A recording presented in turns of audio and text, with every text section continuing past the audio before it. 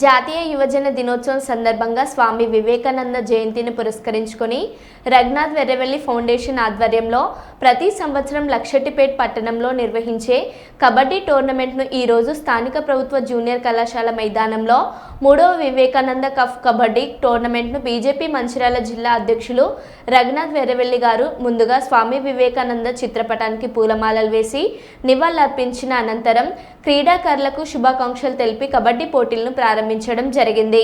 ఈ సందర్భంగా రఘునాథ్ గారు మాట్లాడుతూ గ్రామీణ యువతను క్రీడల వైపు ప్రోత్సహించాలనే ఉద్దేశంతో ప్రతి ఏడాది కబడ్డీ మరియు క్రికెట్ పోటీలు నిర్వహిస్తున్నామని రఘునాథ్ గారు తెలిపారు.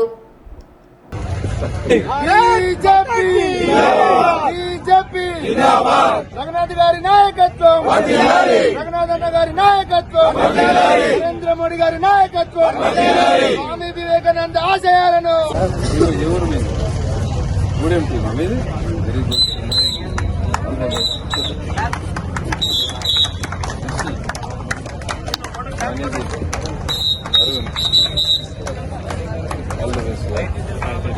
సాయి సక్సెస్ఫుల్ గా టోర్నమెంట్ కండక్ట్ చేయండి. టీమ్ తెచ్చుకోండి. Thank you sir. Thank you sir. Thank you sir. Thank you.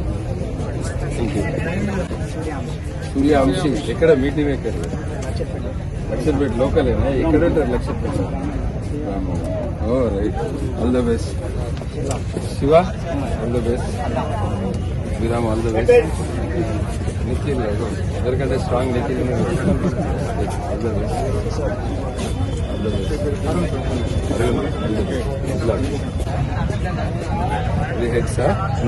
ఎవరు కాల్ చేస్తారు?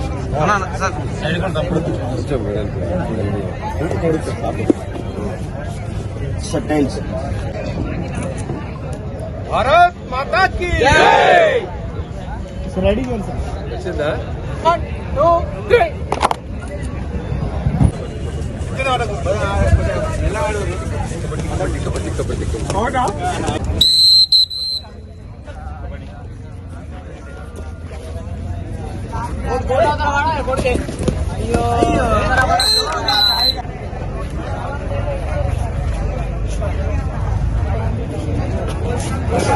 Next team Chhatrapati Shivaji team versus అంగపల్లి Reddy team. రెండు టీంలు కూడా రెడీ ఉండాలి.